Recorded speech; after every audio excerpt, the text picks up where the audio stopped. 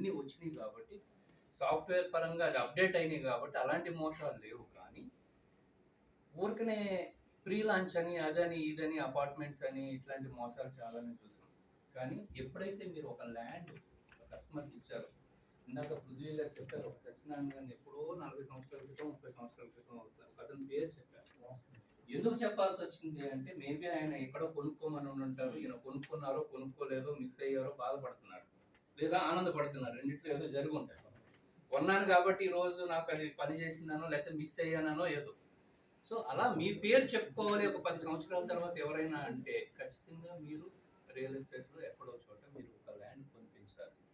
And అలానే సుబ్బారావు గారు అంటే రాజశేఖర్ గారు కూడా ఒక బ్యూటిఫుల్ విషయం చెప్పారు, మీరు సంపాదించిన దాంట్లో కొంత ఎక్కడో చోట మీరు కొనుక్కోండి అని. దీన్ని అంతా ఆలోచించి నేను ఎప్పుడు ఒకటే చెప్తా ఉంటాను, నా దగ్గర ఉన్న మెంబర్స్ అందరూ they are like my family members అని అంటూ ఉంటాను. అనడమే కాకుండా లాస్ట్ టైం నేను ఒక స్కీమ్ పెట్టాను,